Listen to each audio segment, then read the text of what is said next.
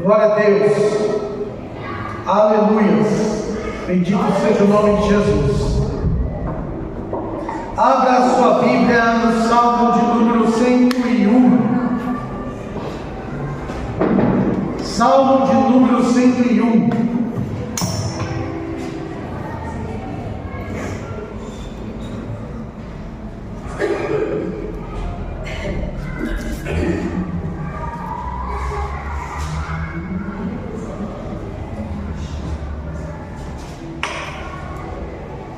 Nós estaremos falando nesta noite sobre decisões que fazem a diferença.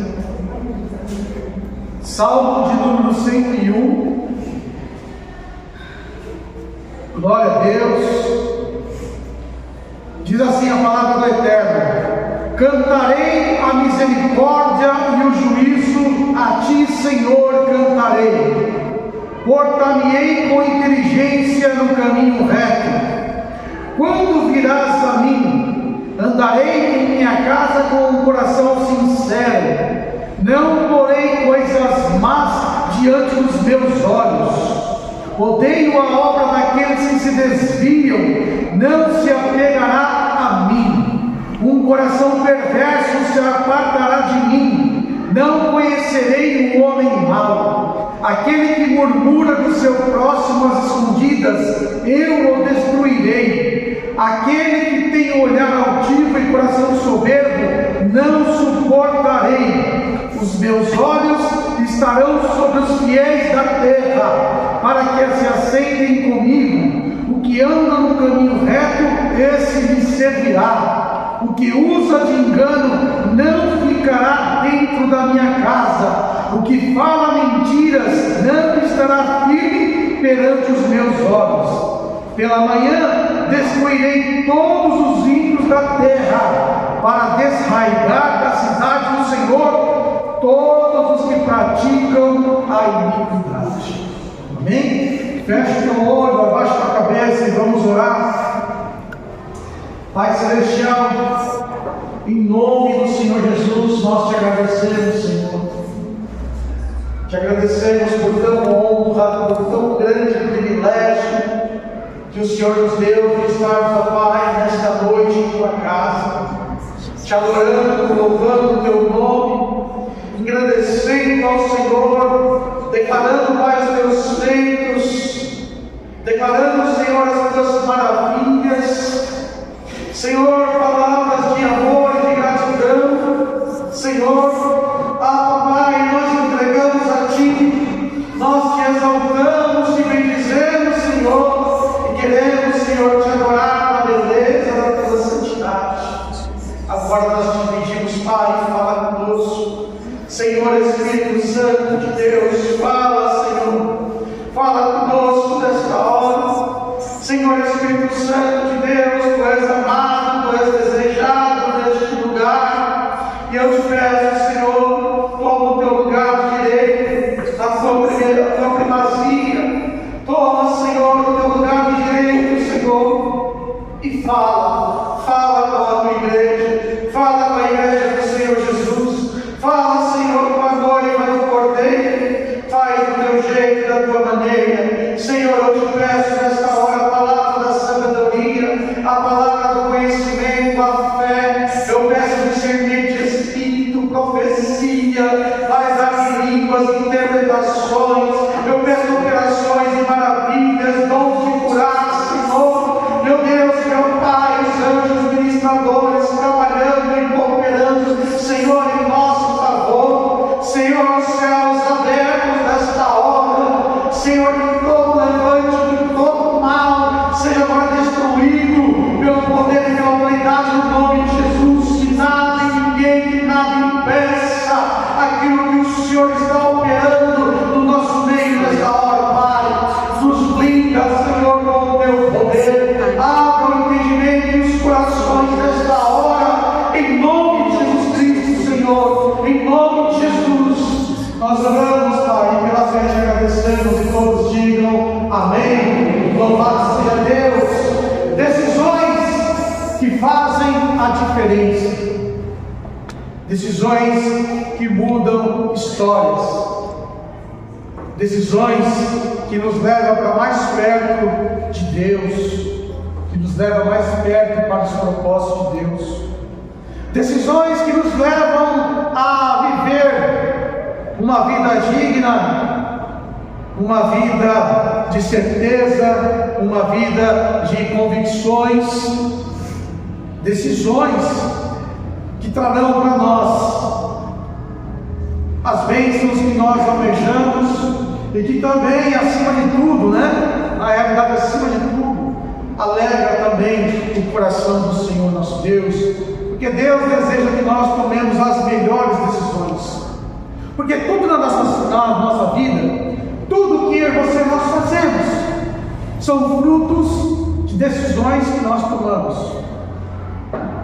Todas as nossas atitudes, elas são frutos de decisões tomadas, seja elas decisões que você entende, que você não entende, decisões conscientes, ou até mesmo decisões inconscientes, que nós tomamos. Todas elas levam a alguns resultados. Alguns resultados serão resultados de bênçãos, resultados bons, resultados que nós vamos ficar felizes, alegres, mas outros resultados vão trazer para nós tristezas, vão trazer para nós pesares, vão trazer para nossas vidas, sabe, até mesmo remorso, porque decisões vão gerar resultados. E esse texto que nós lemos aqui, o Salmo de número 101, o rei Davi, ele chega para o Senhor e ele declara para Deus quais eram as intenções do seu coração. O rei Davi, ele chega para o Senhor e ele fala: Deus, estas são as decisões que eu tomei para a minha vida, decisões que irão ser um norte para o meu reinado. Esse salmo ele foi escrito quando o rei Davi, ele então assume o reinado de Israel. Davi estava reinando em Judá e Benjamim durante alguns anos. Ele reinou 7 anos em Judá e Benjamim. As 10 tribos não tinham rei com a morte de Saul. Então as 10 tribos que ainda estavam ali sem rei se aproximaram de Davi e pediram para que Davi reinasse sobre eles. E Davi foi ungido rei sobre todo o território de Israel. Não era só rei mais sobre Judá, não era mais só rei sobre a terra de Benjamim, mas ele era rei das 12 tribos de Israel. E quando Davi então recebe essa unção, quando ele foi ungido, então ele chega para o Senhor Deus neste salmo e ele declara as decisões que ele havia tomado em seu coração. Ele declara que tipo de homem, que tipo de rei ele seria. Assim eu e você também, meus amados e queridos irmãos e irmãs, temos que chegar para o nosso Deus e declarar que tipo de homem e de mulher que nós seremos, que tipo de cristão, que tipo de pai de família, de mãe de família, de filho, de esposo, marido, que tipo de pessoa nós seremos, quais são as decisões que você tem tomado no teu coração. E aí então ele começa a declarar para Deus as decisões que ele tomou, aquilo que ele ia lutar para ser, aquilo que iria dar norte para a sua caminhada com o Senhor. Da mesma forma, nós precisamos de um norte, nós precisamos estar convictos daquilo que nós decidimos, daquilo que nós almejamos, para que o Senhor possa então abrir os caminhos, para que o Senhor possa nos orientar, para que o Espírito do Senhor possa nos conduzir naquilo que Deus tem para as nossas vidas. Davi tinha um chamado, Davi tinha um propósito, e Davi então estava procurando em tudo estar no centro do chamado e do propósito de Deus. E agora ele declara para o Senhor de que forma Ele estaria agindo. Assim também eu e você, Deus tem um propósito para você, Deus tem um chamado, Deus tem algo especial para mim e para você. Mas eu faço uma pergunta, esta pergunta é para mim, esta pergunta é para você. Você tem declarado para Deus quais são as decisões que você tomou no seu coração em relação a tudo na tua vida? Você declarou para o Senhor a decisão que você tomou no seu coração em relação à sua família, em relação ao seu trabalho, em relação ao seu chamado? E nesse texto que nós lemos de Salmo 101, nós vamos ver aqui que Davi, ele tomou 6 decisões. 6 decisões nortearam a vida, o chamado e o propósito de Davi. E nós vamos então, uma a uma, ver ela nesta noite, em nome de Jesus. Amém? Primeira decisão que Davi ele faz, está aqui no verso de número 1 deste salmo. Ele decide ser um adorador. Ele declara para Deus: cantarei a misericórdia, cantarei a bondade e o juízo, cantarei a ti, Senhor. Davi ele decide ser um adorador, acima de qualquer proeza que ele realizou, acima de todas as conquistas que Davi teve na vida. O que mais Davi prezava em ser é um adorador. Todos nós sabemos que nós nascemos para adorar. Na sua vida, na sua história, a sua principal função, a minha principal função é de sermos um adorador, de adorar a Deus. E não se adora a Deus por aquilo que Ele faz, e não se adora a Deus por aquilo que Ele deu ou deixou de dar a você, a mim. Se adora a Deus porque Ele é Deus. Adoramos a Deus por quem Ele é, não pelas coisas que Ele nos dá. Então este homem, Davi, acima de qualquer coisa que ele tinha na vida dele, e isto é claro na sua história, é a sua adoração, é a sua vida de louvor e de gratidão a Deus. Ele fala: eu cantarei as misericórdias, o juízo do Senhor, eu cantarei a bondade de Deus. Nós precisamos, irmãos e irmãs, aprender a sermos um verdadeiro adorador. Nós ouvimos isso constantemente, em ser verdadeiro adorador. Nós cantamos, nós falamos, constantemente nós estamos em contato com essa expressão de sermos um verdadeiro adorador. Mas aí eu faço também uma pergunta: o que é de fato ser um verdadeiro adorador? O que é ser um adorador de verdade na presença de Deus? A Bíblia fala sobre um momento onde Jesus se encontrou com uma mulher samaritana. E ali então, Jesus começa a conversar com essa mulher. E aí então, Jesus nos revela de fato o que é ser um verdadeiro adorador. Foi para mim, Evangelho de João, capítulo de número 4. Evangelho de João, capítulo 4. Nós vamos ler primeiro o verso 9 e depois do verso 20 até o 24. Evangelho de João, capítulo 4, verso 9, diz assim: disse-lhe, pois, a mulher samaritana: como sendo tu judeu, me pedes de beber a mim, que sou mulher samaritana? Porque os judeus não se comunicam com os samaritanos. Agora o verso 20 até o verso 24.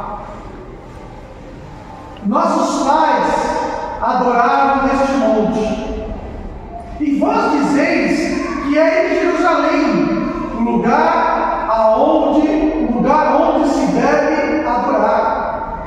Disse-lhe Jesus: mulher, creme, que a hora vem em que nem neste monte, nem em Jerusalém adorareis o Pai.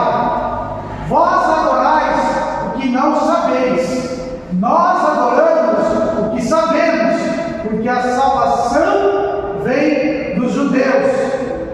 Mas a hora vem, e agora é, em que os verdadeiros adoradores adorarão o Pai em espírito e em verdade, porque o Pai procura tais que assim o adorem. Deus é espírito, e importa que os que o adorem em espírito e em verdade. Então nós temos aqui nesse texto Jesus conversando com a mulher samaritana, e no meio da conversa então veio este assunto, o assunto sobre como adorar a Deus, como de fato deve se adorar ao Senhor nosso Deus. E aqui nós podemos ver que Jesus então deixa claro que existem alguns tipos de adoradores. Nós precisamos entender, nós precisamos compreender que nós precisamos adorar a Deus da forma certa. Muitas pessoas acham que pode adorar a Deus de qualquer maneira, né? Deus não aceita qualquer adoração. Deus não aceita adoração feita de qualquer forma, de qualquer maneira. Não. Só existe um tipo de adoração a qual chama a atenção de Deus. Volta no outro texto, no 23. João 4, 23, por favor.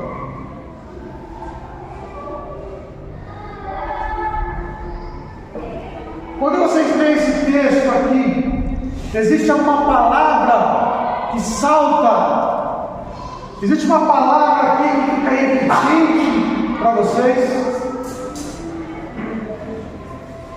Enquanto vocês pensam, eu vou falar dos tipos de adoradores que Jesus colocou aqui. Jesus primeiro ele fala que existem adoradores que são carnais.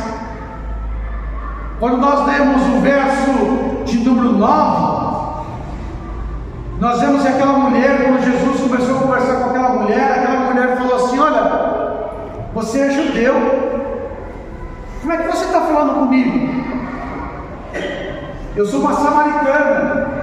O texto fala que os judeus e os samaritanos não tinham comunhão, não se davam. Como uma pessoa vai adorar a Deus se ela tem rixa com o outro? Como Deus vai aceitar a minha adoração se eu tenho contendas com meu irmão, com a minha irmã? Como é que Deus vai aceitar a minha adoração se eu estou preso em contendas, se eu estou preso em rixas, se eu tenho brigas? Como é que eu posso adorar a Deus se eu ainda estou na carne, se eu não consigo olhar para o meu irmão e para a minha irmã e ver Cristo nela, em ver que Deus a ama, e olhar para ela, por mais que ela seja uma pessoa pecadora, e olhar para ela: não, Jesus morreu por ela, ela está no pecado, ela está na cegueira, mas Jesus a ama, Jesus quer mudar a vida dela, Jesus quer mudar a história dela. Como é que pode uma pessoa adorar a Deus sem ter no seu coração esta convicção? Aquela mulher, ela vivia do jeito que ela queria. Quando Jesus fala com ela, fala: escuta, chama o teu marido. Daí a mulher vira: não tem marido. Jesus fala: você falou certo, porque já está no quinto marido, e esse que você está vivendo não é o teu marido. Aquela mulher, ela queria levar a vida dela do jeito que ela queria, e queria que o Senhor recebesse a oração dela do jeito que ela queria. Aquela pessoa, Jesus não foi falar com ela por qualquer motivo, não, havia um motivo. Você olha o texto, você vai ver que aquela mulher, ela esperava o Messias. Aquela mulher, ela tinha fome e sede de Deus. Aquela mulher, de alguma maneira, estava esperando algo ser transformado na vida dela. Então Jesus foi até ela, e a primeira coisa que Jesus mostra para ela é a situação a qual ela estava vivendo. Ela estava vivendo da forma dela, estava vivendo na carne. Quando nós vivemos na carne, querendo fazer do nosso jeito e querendo fazer da nossa maneira, por mais que nós nos esforcemos, nós não estamos adorando a Deus da forma certa, estamos sendo adoradores carnais. Aí nós temos o segundo ponto que Jesus fala. Ela diz para Jesus, ele fala: olha, nossos pais adoraram neste monte. Adoradores que estão presos nos costumes. Adoradores que estão presos na experiência dos outros. Olha, os nossos pais, era aqui que eles adoravam. E ela ficava presa naquilo, ela não buscava uma experiência pessoal com Deus, estava preso a um costume, a uma herança. Mas ela própria não se esforçava em ter as suas experiências como um verdadeiro adorador. E quantos de nós estamos assim, presos? Olha, meu pai adorou, minha mãe adorou, o fulano adorou, e nós ficamos ali, presos ali. Mas nós não estamos nos esforçando em termos a nossa experiência, a nossa adoração, construir um legado ou uma intimidade, uma comunhão com Deus. Olha, foi lá, era lá que eles iam. E tem aquilo como se, sabe, fosse algo que tivesse alguma relevância.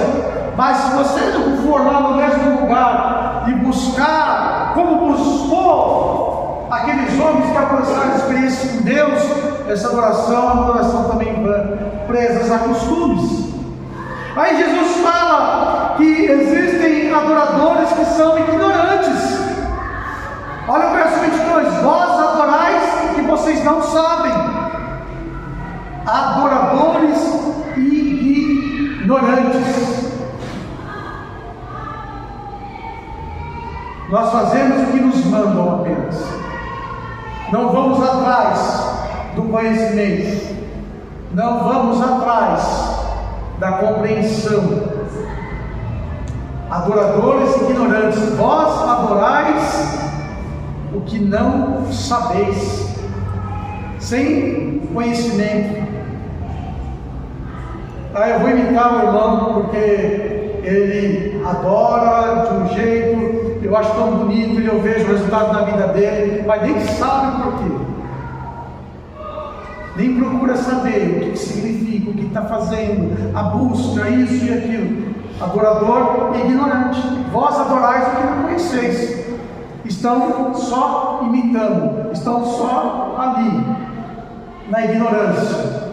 E aí Jesus diz que existe um outro tipo de adorador, que é o adorador consciente. Olha o que ele fala: nós adoramos o que sabemos. Existem adoradores que são conscientes, que foram atrás, que buscam, que procuram entender, que procuram compreender, mas ainda assim não é o suficiente. Ainda assim não é a adoração que Deus quer, que Deus está procurando. O que para vocês chama a atenção aqui neste texto? Quem se arrisca em dizer?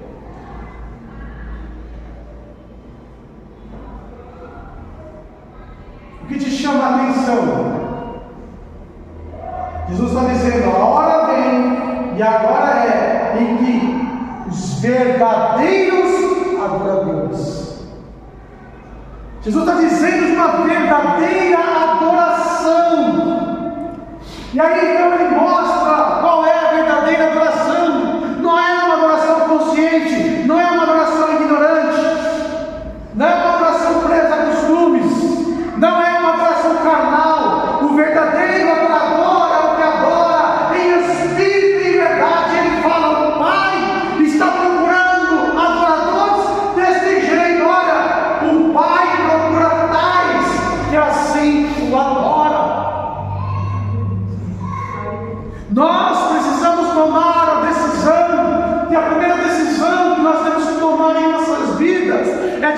adorador autêntico, um adorador genuíno, um adorador que chama a atenção de Deus. Aí foi o verso 24. Aqueles que vão adorar de que forma? No Espírito e verdade. Aqueles que vão romper a carne, vão romper as emoções, vão romper os seus sentimentos, vão romper aquilo que estão vivendo, vão romper todas as barreiras. Nós temos que ser um adorador que adora rompendo as barreiras, para chegar no nível do Espírito. Porque no nível do Espírito, irmãos, não tem tristeza, não tem medo, não tem angústia, não tem pesares. Porque no nível do Espírito nós estaremos em total sincronia com Deus. Nós estaremos sendo um com o Senhor. Ele diz: Deus é Espírito. E quando você está em Espírito, qual é o Espírito que você está? O seu? Das trevas? Ou de Deus? O de Deus. E quando nós entramos no Espírito de Deus, todas as coisas que são contrárias às nossas vidas são lançadas por terra. Todas as coisas que vão contra nós, elas já não fazem, sabe, não tem aquela importância que tem quando nós estamos na carne.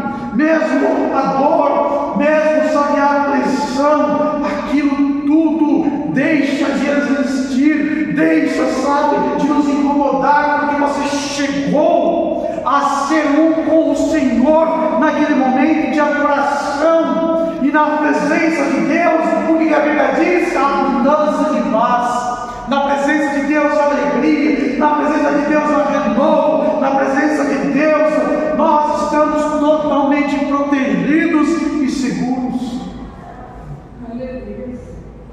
É comum você ver pessoas que têm experiências com Deus, a qual foram elevadas aos céus e puderam contemplar, ver Jesus. E o que essas pessoas elas dizem depois? Que elas não queriam voltar. Tem família, tem tanta coisa. E elas falam o quê?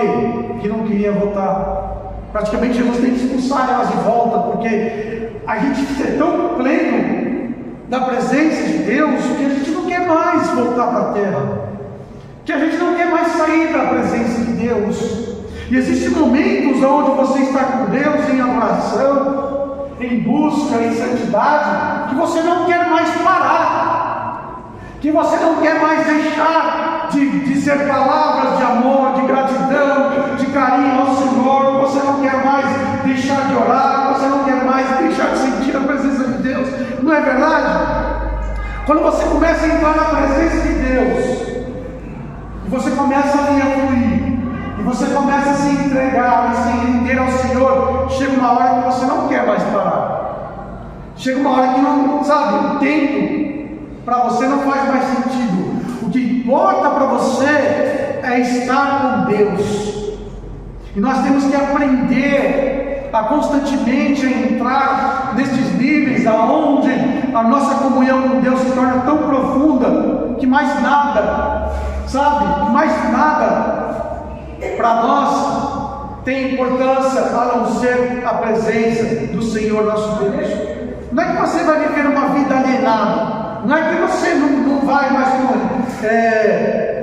cumprir com os teus compromissos na terra, com a sua família, com o trabalho, com isso e aquilo, não. É que todas as vezes que você entrar na presença de Deus, você vai entrar com qualidade. Você vai entrar na presença de Deus como se aquela fosse a última oportunidade. Você vai pegar aquele tempo que você está ali se dedicando ao Senhor, buscando ao Senhor, e você vai se render totalmente a Ele, de tal forma que Deus vai olhar para você, que você vai chamar a atenção do Senhor nosso Deus. E Davi então estava ali declarando para Deus, dizendo para Deus que a decisão que ele havia tomado é de ser este adorador. Da mesma forma também eu e você, nós temos que tomar essa decisão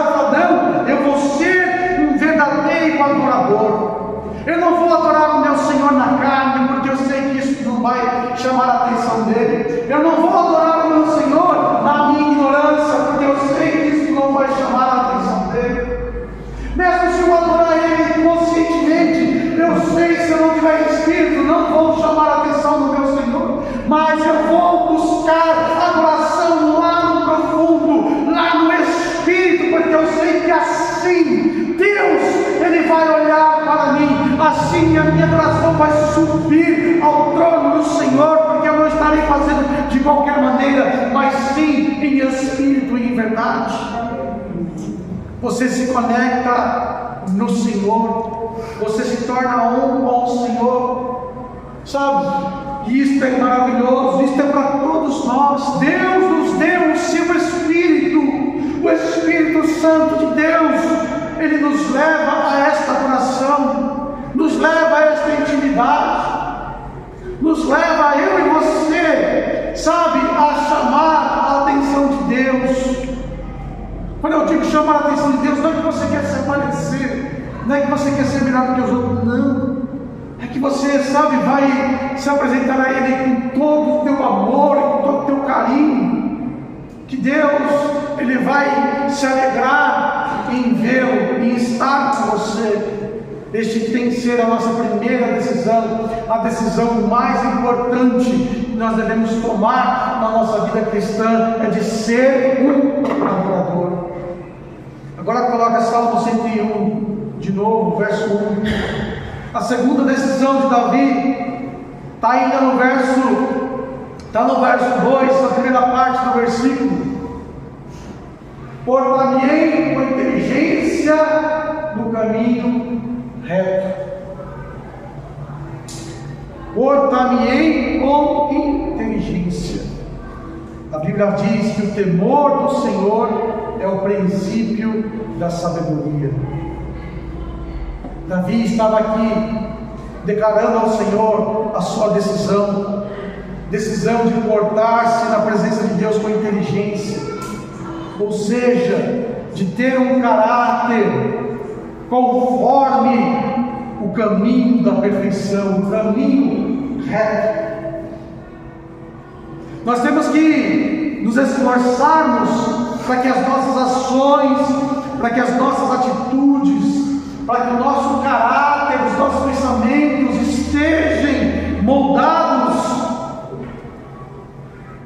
com a inteligência do céu, nos retos caminhos do Senhor nosso Deus.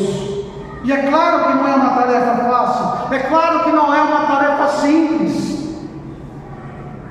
Nós nascemos infectados pelo pecado.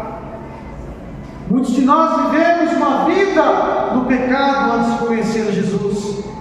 Muitos de nós vivemos em tantos pecados, e a carne se inclina para o pecado. A carne, ela gosta do pecado.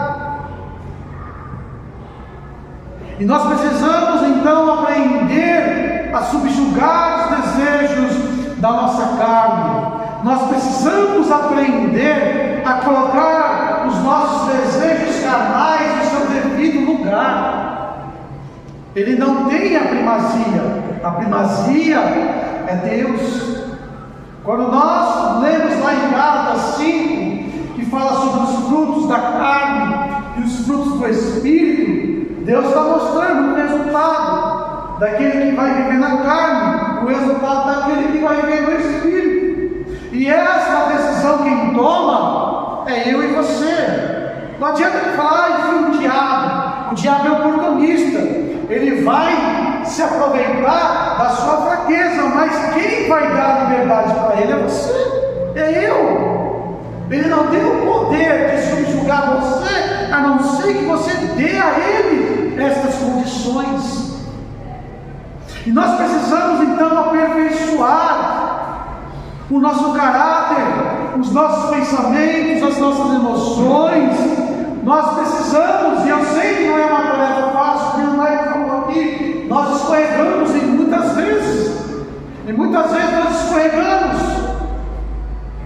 mas nós não devemos ter prazer nas escorregadinhas, não devemos ter prazer naquela condição de pecado, não. O nosso prazer tem que estar onde? em Deus, na presença de Deus. E todos nós, enquanto nesta terra, estamos sujeitos.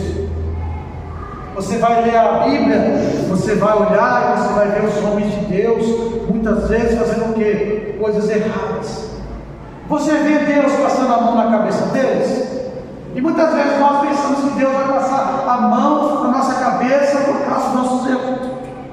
Deus não vai passar a mão na nossa cabeça. Deus vai nos dar direcionamento, vai nos repreender, porque Ele nos ama. Olha o exemplo do patriarca Abraão. Qual era o pecado que Abraão costumava fazer? Qual era a escorregada que Abraão costumava ter? Quem sabe aqui? Oi? Quando se fala em Abraão pisando na bola, qual era a pisada de bola de Abraão?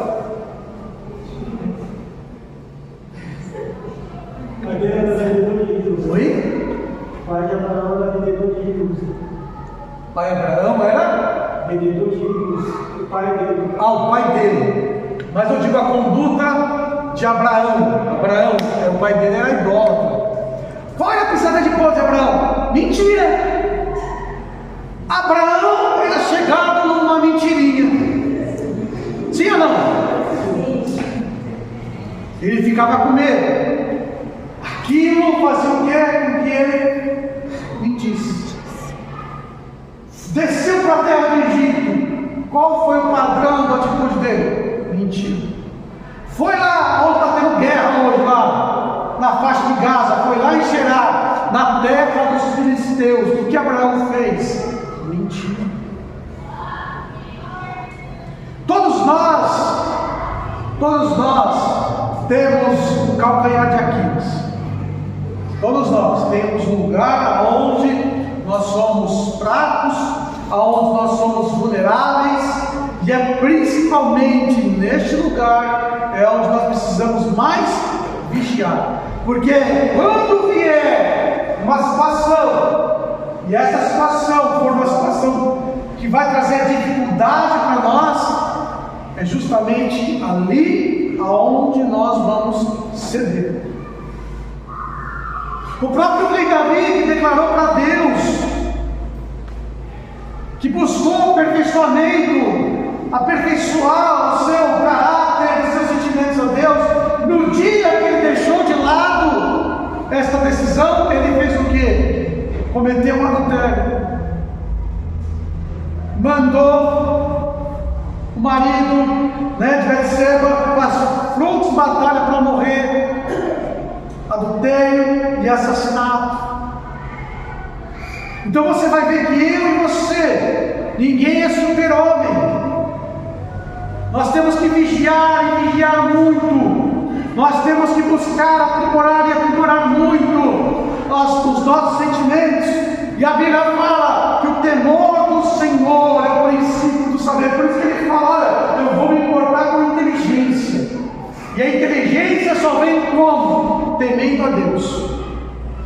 Não é tendo medo de Deus, é respeitando a Deus, é conhecendo aquilo que agrada e aquilo que não agrada ao Senhor, e se esforçando para fazer aquilo que você sabe que agrada ao Senhor nosso Deus. Todas as vezes que pecamos, nós sabemos que estamos desagradando a Deus. Sim ou não? Ou você peca e pensa: será que Jesus está se agradando? Não, você sabe.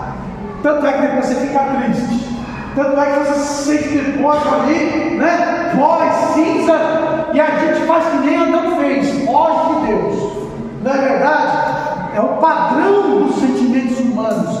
Você peca, você se sente mal, você fica com remorso. E a gente não pode ter remorso no pecado, a gente tem que se arrepender. Judas teve remorso, o que ele foi fazer? Se matou. Pedro se arrependeu, se humilhou. Então, nós temos que ter o quê? Arrependimento e não remorso.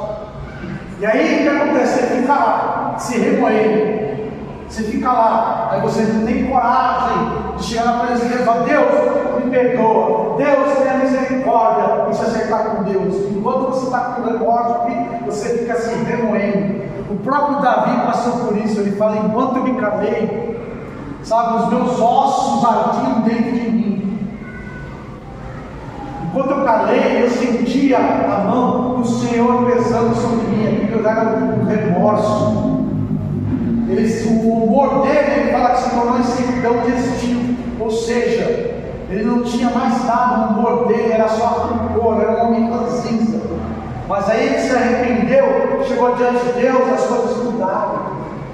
Então nós temos que entender isso e temos que tomar a decisão de buscar um caráter que vai, sabe, agradar o Senhor nosso Deus. Em meio às nossas falhas, nós estamos guerreando para que os nossos pensamentos se tornem pensamentos abençoados. Olhe para mim, Romanos 12, 1 e 2.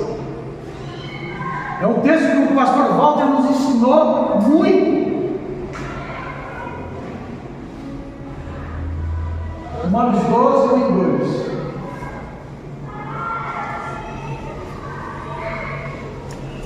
Rogo-vos, pois, irmãos, pela compaixão de Deus, que apresentei os vossos corpos em sacrifício vivo, santo e agradável a Deus, que é o vosso culto racional. Nós vinha falando de adoração. E não sedes conformados com este mundo, mas sede transformados pela renovação do vosso entendimento, para que experimenteis qual seja a boa, agradável e perfeita vontade de Deus. Está falando do quê? Está falando de uma decisão que nós devemos ter, de não ser conformado com o sistema do mundo.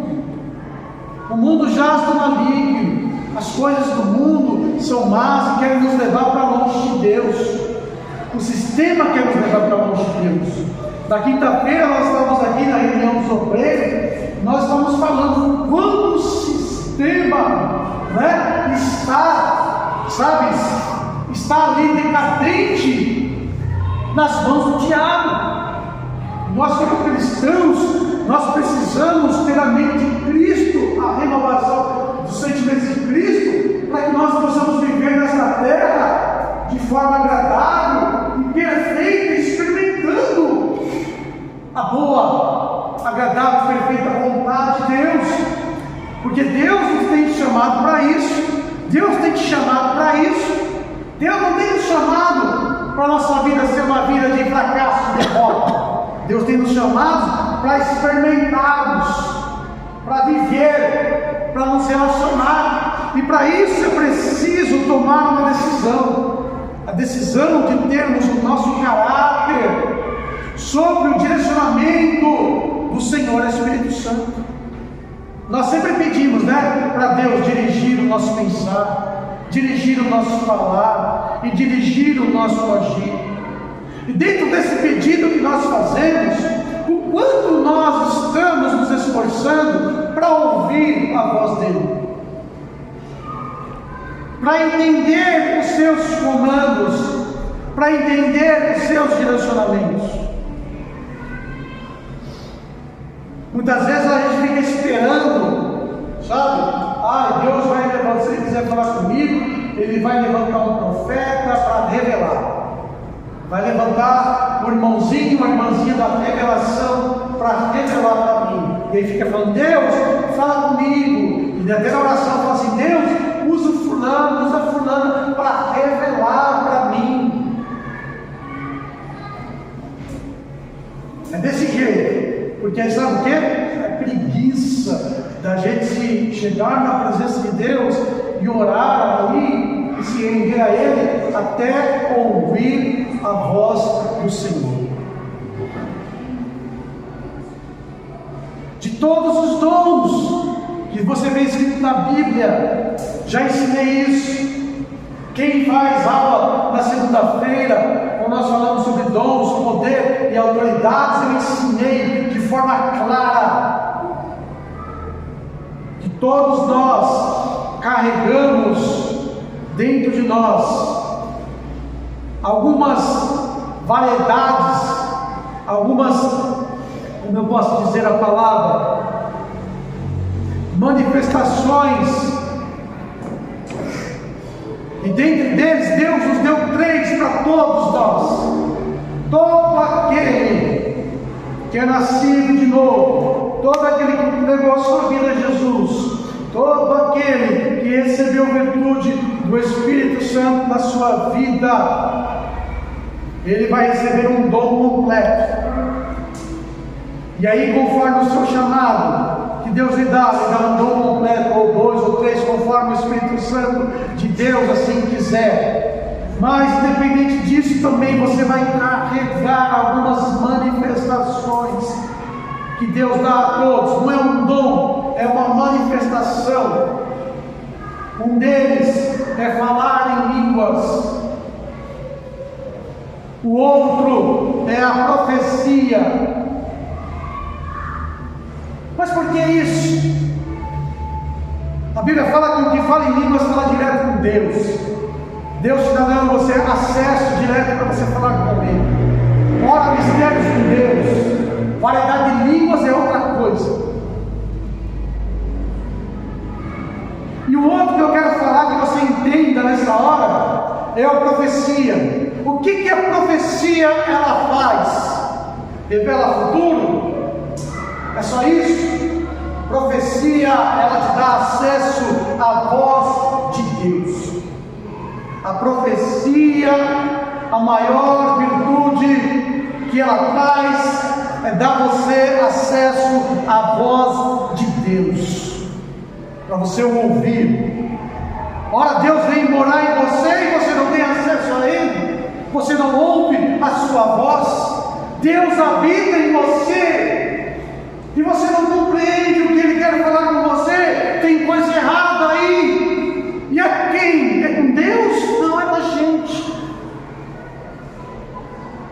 Quero ler de novo Joel 2, do 28 em diante, para ficar bem claro para nós. Joel 2, 28.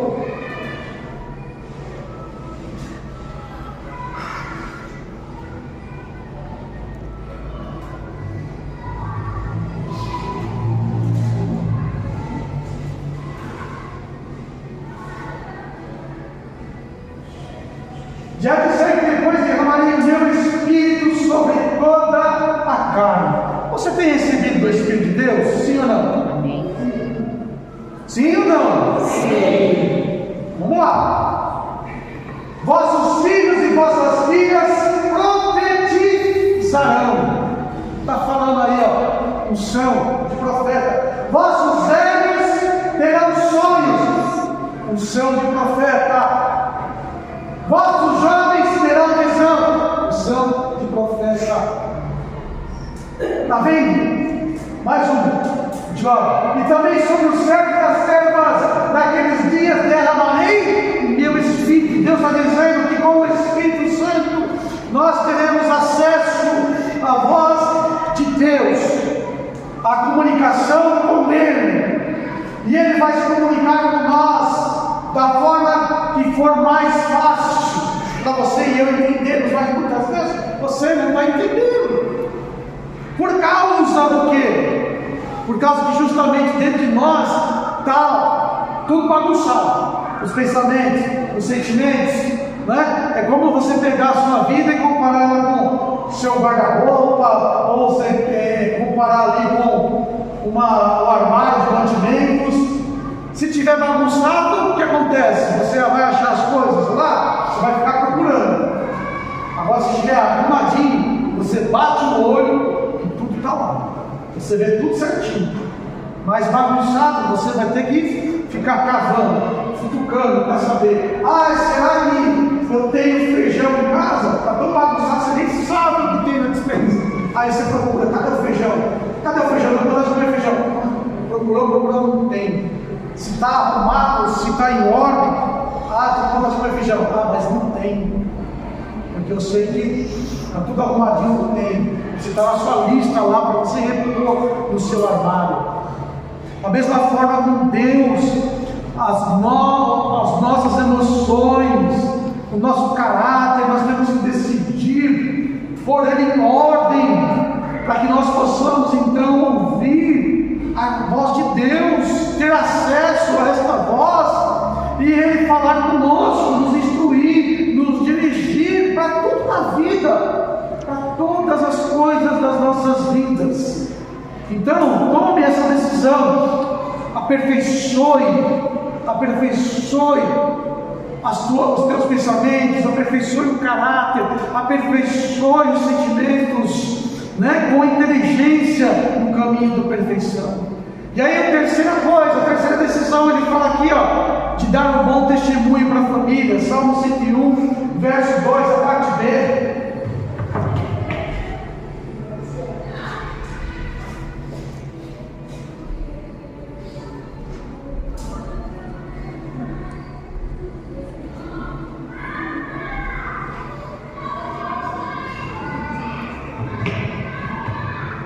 Primeira parte, importar-me-ei com a inteligência no caminho reto, Ele faz uma pergunta: quando virás a mim?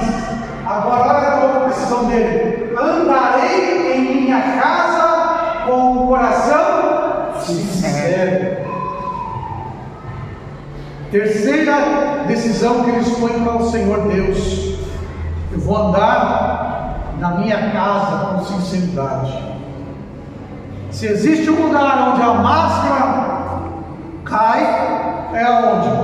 É dentro da nossa casa. Se existe um lugar onde não dá para a gente esconder as coisas, é dentro da nossa casa, com a nossa família, com os nossos entes queridos, é ali. Ali não dá para esconder, é onde cai realmente a máscara. Não tem como a gente deixar uma máscara dentro da casa da gente, não dá, ela cai. E é ali então que Davi decide dar um bom testemunho, a decisão dele diante de Deus: na minha casa eu vou andar então com o coração sincero. Nós podemos ser uma pessoa no trabalho, na escola, na igreja, em todos os lugares, mas dentro da casa é um lugar aonde não dá para esconder nada. A mãe conhece o filho conhece a mãe, o pai, o marido da mulher, a mulher, o esposo, os filhos dos pais, assim, é onde você se conhece, você sabe quem é quem. Até o cheirinho do pum da bufa lá, você sabe quem foi. Tá na sala lá, todo mundo escondidinho, vendo televisão, cara, esse cheiro é do fulano. Até isso você sabe, não dá para esconder. Não é verdade, sim ou não? É verdade. Em casa não dá para esconder nada. Então Davi decide: não, lá em casa nós também temos que decidir, no nosso lar nós sermos ali fiéis testemunhos de Deus, para que os nossos entes queridos vejam, para que a esposa olhe para o marido e fale: não, meu marido é o homem de Deus. A mulher olha, o homem olha para a mulher e fala: minha mulher é a mulher de Deus. O filho olha para o pai e para a mãe: não, meus pais são homem e mulher de Deus. O pai olha para os filhos e fala, e assim por diante. Põe para mim 1 Coríntios 7,14. Olha o que diz a palavra do Senhor em 1 Coríntios 7,14.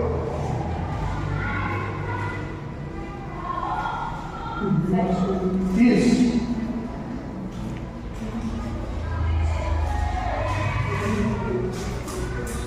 Porque o marido descrente é santificado pela mulher, e a mulher descrente é santificada pelo marido. De outra sorte, os vossos filhos seriam imundos, mas agora são santos. O que esse texto está dizendo? A palavra está dizendo que o homem e a mulher, verdadeiramente Deus, têm o poder de transformar o ambiente da sua casa. A sua casa é transformada por sua atitude. E está falando aqui, de homem que casou com uma mulher, que aceitou Jesus. A mulher não,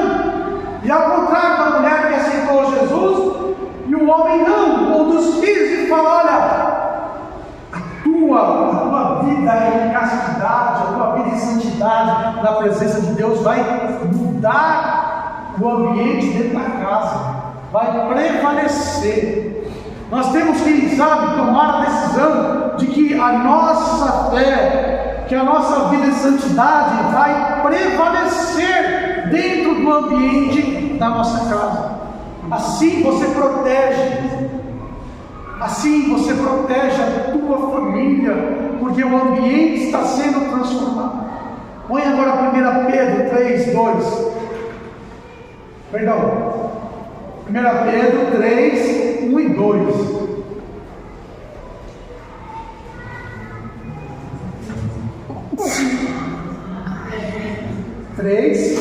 Verso 1 e verso 2.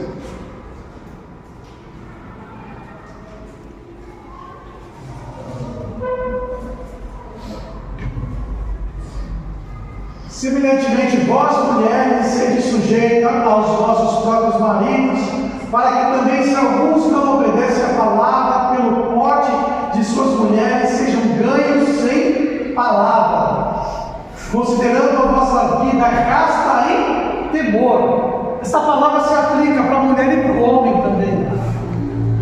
Está lá, aquilo que eu disse, uma mudança de ambiente e sem palavras, sem você precisar se esforçar. Ela vai olhar para você e vai ver: olha, é o nome de Deus, olha, é uma mulher de Deus, é uma pessoa que aqui em casa e aonde vai, é uma pessoa que de fato ama o Senhor.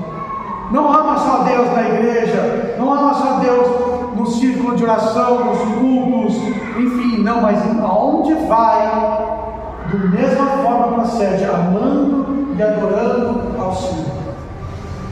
Eu até lembro de passado, uma história que tinha de um homem que, quando pregava, quando estava atrás de um culto, ele era amoroso, pregava bonito, falava com as pessoas de uma forma doce. Aí chegava em casa, batia na mulher, batia nos filhos, era rude, era isso e aquilo. E aí um dia o filhinho chegou para a mamãe e falou: mamãe, vamos colocar um culto aqui em casa? E a mãe, sem entender: mas por que você quer um culto aqui em casa? Não, mamãe, vamos pôr um culto aqui em casa, porque quando o papai está atrás do culto, ele é doce, ele é amoroso. Então nós precisamos ter o mesmo procedimento, para que nós não venhamos ser reprovados dentro da nossa casa. A pior derrota é você ser reprovado dentro do seu lar. É a sua mulher olhar para você e falar: olha, é uma coisa aqui, lá é outra. O marido para a mulher, o filho para os pais, a mesma coisa. Não, ele olhar e falar assim: não, meu pai, a minha mãe, meu filho, minha filha, do jeito que ele se comporta na igreja, do jeito que se comporta na escola, se comporta em casa com santidade, se comporta em casa com temor, nós temos que deixar qualquer máscaras longe, principalmente dentro da nossa casa. Nós temos que decidir, então, em nossos lares, sermos testemunhas fiéis do Senhor. Quarta decisão, Salmo 101, verso 3 e 4. Davi decide, ele declara para o Senhor a sua decisão de se santificar, de ser santo na presença do Senhor nosso Deus. 3 e 4. Oi? É que eu li errado, eu estava no 1 Pedro.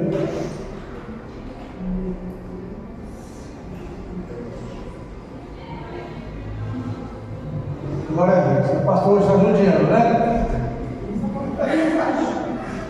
Vamos lá. Não porém mais amar diante dos meus olhos, odeio a obra daqueles que se desviam, não se pegará a mim. Verso 4. Um coração perverso se apartará de mim, não conhecerei o homem mau. Ele está falando de santidade. Davi está falando aqui sobre santidade. E aí ele fala, olha, no verso 3, sobre os olhos. Não porém coisa má diante dos meus olhos. Por que ele fala sobre os olhos?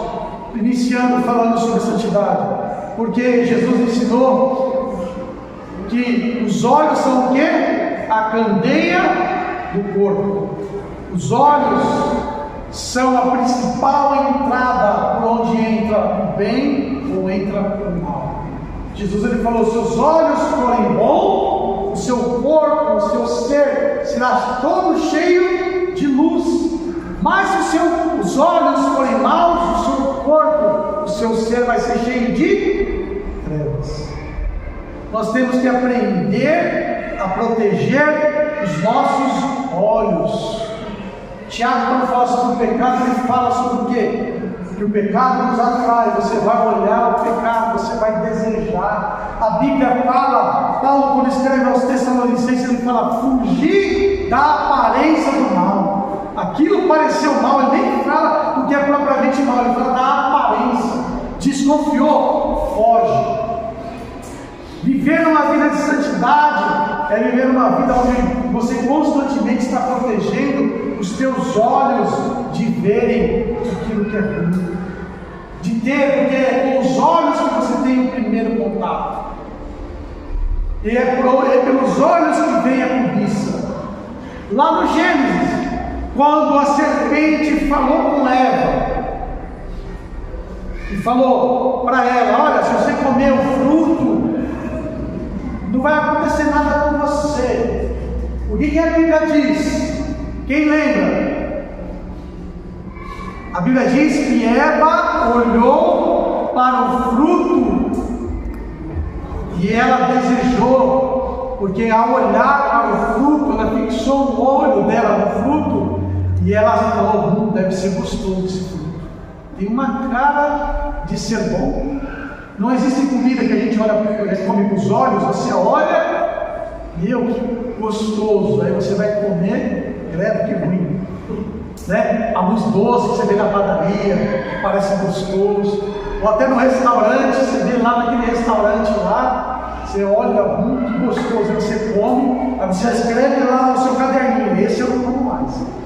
Tem um caderninho que eu apóstolo Elisa lá, que tem um monte já está fora. A gente olha, parece bom, vai comer, que ruim, né? Então os olhos são a porta de entrada. E quando Davi ele fala sobre isso, ele está falando justamente dessa questão: olha, que ele não vai dar atenção, que ele não vai dar atenção a coisas ruins. Para viver uma vida de santidade, a gente tem que aprender a não dar atenção àquilo que é ruim. Porque se você começa a dar atenção, começa a olhar, daqui a pouco você é seduzido por aquilo. Daqui a pouco parece que, mas eu acho que não tem tanto problema não.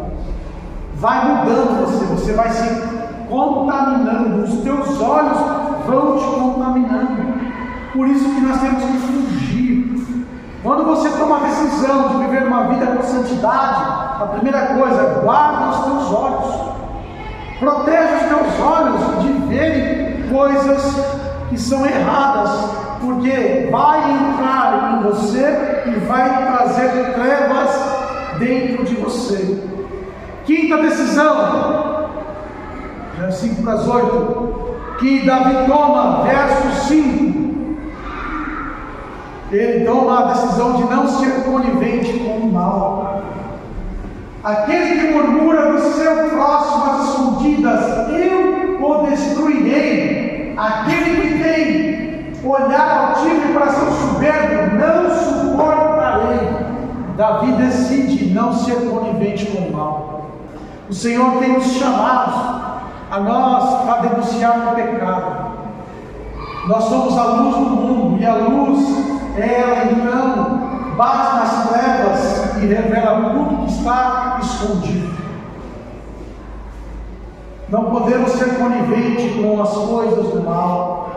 A Bíblia chama nós para sermos o que? Condenar aquilo que é mal. Efésios capítulo 5, verso 11.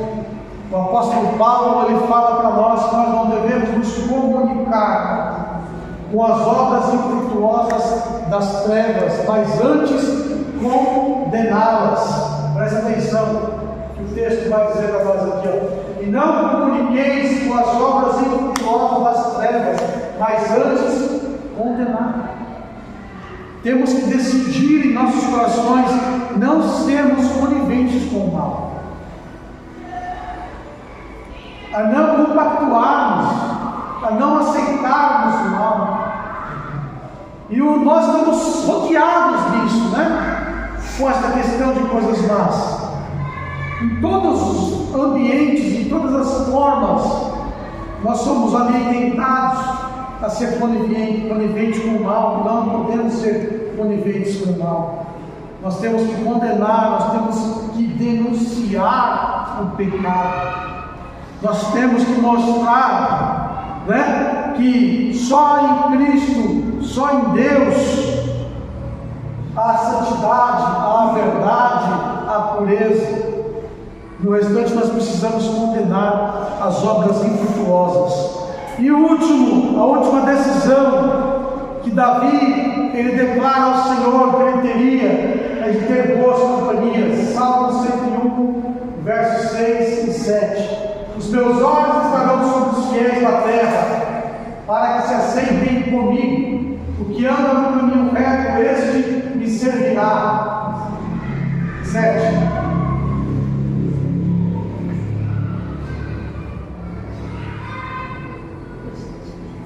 Oi? Entendeu? O que usa de engano não ficará dentro da minha casa. O que fala mentiras não estará firme perante os meus olhos. Você reparou o que ele está dizendo aqui? Ele está falando sobre comunhão com pessoas. Ele está falando sobre a casa dele. Ele está falando em permanecer junto com ele. Ele está falando em companhia. E ele está falando que as más companhias não vão ficar com ele. Da mesma forma também eu e você temos que aprender a não estarmos andando em más companhias. No mundo, nos nossos relacionamentos, nós vamos atrair todo tipo de pessoa. Nós vamos lidar com todos os tipos de pessoas. Nós estamos aqui e nós estamos no nosso dia a dia, no trabalho, aonde nós formos, estaremos lidando com todo tipo de pessoas, não é verdade? Vão ter pessoas que o pensamento único e exclusivo dela é com o mundo, com as coisas do mundo, e elas não querem saber de Deus, não querem saber de Jesus. Tem pessoas que são extremamente ímpias, tem pessoas que são debochadas, são pessoas que são más dentro do seu coração. Por mais que nós nos esforcemos em falar de Jesus, por mais que nós nos esforcemos em amá-las, mas não são pessoas para nós andarmos com elas. Não são pessoas para nos relacionarmos com ela em intimidade. São pessoas que nós, na vida, nós vamos ter que conviver em ambiente de trabalho, ou até mesmo em ambiente familiar. Nós vamos ali conviver, mas não estarão dentro, né, da nossa casa, no círculo da nossa intimidade. Vamos falar de Jesus, vamos nos esforçar em amar e demonstrar o amor de Deus, mas não são pessoas para andar conosco.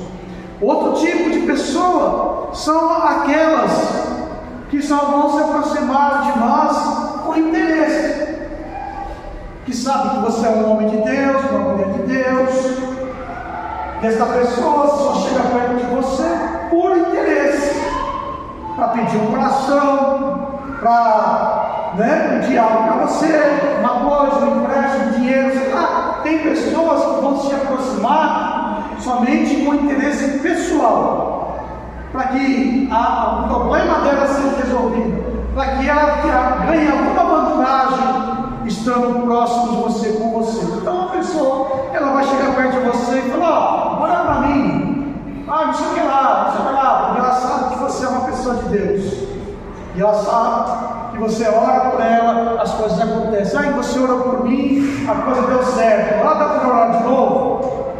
E então é assim, não lembra de você, né? Só quando precisa. Está cheio de pessoas que são assim, e você vai ter que, de alguma forma, estar lidando com essas pessoas, orando por elas, falando de Jesus para elas, suportando, demonstrando o amor de Deus. Mas não são as pessoas que você vai abrir a porta da sua casa, da sua intimidade. Não. Davi, ele fala o quê? porque Ele estará procurando os fiéis. Verso 6. Os meus olhos estarão sobre os fiéis, para que aceitem comigo o que anda no caminho reto. Ele fala: esse me servirá ali dentro do palácio do rei. O que usa de engano não ficará dentro da minha casa. A nossa casa, a nossa atividade não pode ser aberta para qualquer pessoa. Tem que ser aberta para pessoas de Deus, para pessoas que são verdadeiras, porque a pessoa ela vai conhecer lá a tua intimidade, porque a pessoa estará entrando dentro do seio da tua casa, no seio do teu lar, e você sabe que aquela pessoa não vai entrar lá com inveja, não vai entrar com murmuração, não vai entrar ali, sabe, desejando coisas ruins, coisas erradas. Às vezes você abre a tua casa com um monte de gente, quando você percebe um monte de coisa ruim está acontecendo. Por quê? O diabo vai usar essas pessoas para plantar dentro da tua casa alguma coisa de ruim. Você está abrindo a porta da tua casa.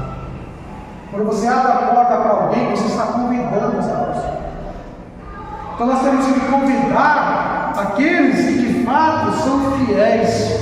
A Bíblia no Salmo 1 diz o quê? Que o homem feliz é o que não anda segundo o conselho dos ímpios, é o que não anda, não se assenta na roda dos escarnecedores.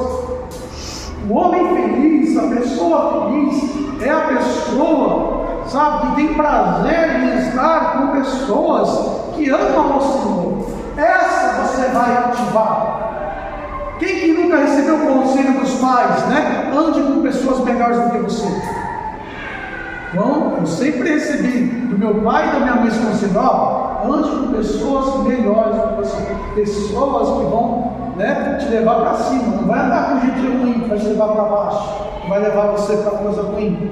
Da minha mãe e meu pai falavam: você, mesmo que você não está fazendo coisa errada, só de você andar com pessoa ruim, vão olhar para você e falar: ó o fulano, está lá, no meio de gente ruim.